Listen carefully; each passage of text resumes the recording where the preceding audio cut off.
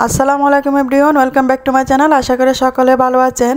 কি করে ব্রয়লার মুরগির মাংস বোনা কত সহজে মজার করে অল্প সময়ে রান্না করবেন সেটি আজকে আমি আমার ভিডিওতে দেখানোর চেষ্টা করব।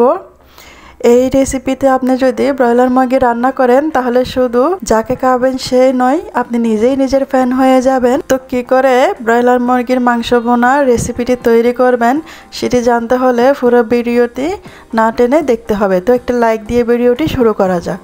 আমি এখানে 1 কেজি পরিমাণ ব্রয়লার মুরগির মাংস নিয়েছি। মাংসগুলো আমি কেটে ভালো করে ধুয়ে নিয়েছি। ব্রয়লার মুরগিতে অনেকগুলো ময়লা থেকে থাকে, সেজন্য 2-3 বার করে এটা ধুতে হয়। তো এখানে আমি 1 থেকে 2 চা চামচ হলুদের গুঁড়া, মরিচের গুঁড়া নিয়েছি 1 থেকে 2 চা চামচ এবং 1 চা চামচ লবণ দিয়ে ভালো করে মশলাটা মাখিয়ে নেব।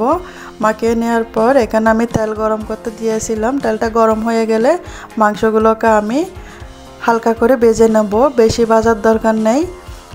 এক পিঠ করে 2 পিঠ উল্টে নিয়ে সামান্য লাল লাল করে ভেজে নেব। 2 পিঠ ভাজা হয়ে গেলে তেল থেকে আমি মাংসটা উঠিয়ে নেব। এখন আমি একই তেলে দিয়ে দিয়েছি রসুন বাটা, আদা বাটা 1 চামচ করে দিয়েছি আমি, এবং পেঁয়াজ কুচি দিয়েছি। আপনারা চাইলে পেঁয়াজটা বাটাও দিতে পারেন।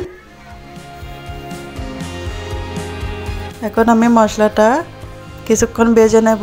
ভেজে নেওয়ার পর এখানে আমি হলুদের গুঁড়া দিয়েছি 2 চা চামচ, গরম মশলার গুঁড়া দিয়েছি 1 টেবিল চামচ, লাল মরিচের গুঁড়া দিয়েছি 1 থেকে 1.5 টেবিল চামচ, লবণ দিয়েছি আমি 1 টেবিল চামচ। এখন আমি হাফ কাপ পরিমাণ পানি দিয়ে মশলাটাকে কিছুক্ষণ কষিয়ে নেব। মশলাটা কষিয়ে নিয়েছি, মরিচের জাজটা যেন চলে যায়।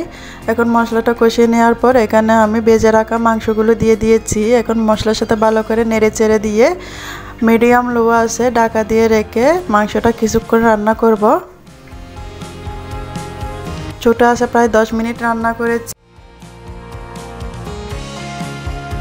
এখানে আমি সুগন্ধের জন্য পোলাও পাতা দিয়েছি। আপনারা চাইলে তেজপাতা ইউজ করতে পারেন। আপনাদের যদি ইচ্ছা হয় তাহলে আপনারা গোটা মশলাটি ইউজ করতে পারেন।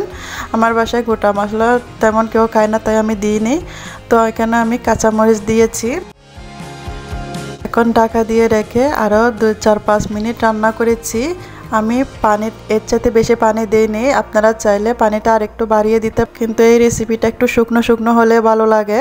এখানে আমি জিরার গুঁড়ি দিয়েছি উপরে 1 টেবিল চামচ। জিরার গুঁড়িটা দিয়ে আরেকটু নেড়ে চেড়ে দিব। এরপর ঢাকা দিয়ে 2-3 মিনিট রেখে চুলার থেকে মাংসটা নামিয়ে নেব।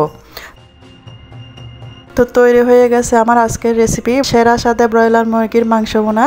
রেসিপিটি যদি ভালো লেগে থাকে লাইক কমেন্ট শেয়ার করতে ভুলবেন না। আমার চ্যানেলটা সাবস্ক্রাইব করে আমার পাশে থাকার জন্য অনুরোধ রইল। আমার নতুন ভিডিও পাওয়ার জন্য পাশে থাকা বেল আইকনটি বাজিয়ে দিয়ে যাবেন। এতক্ষণ আমার সাথে থাকার জন্য আপনাদের সবাইকে ধন্যবাদ। আল্লাহ হাফেজ।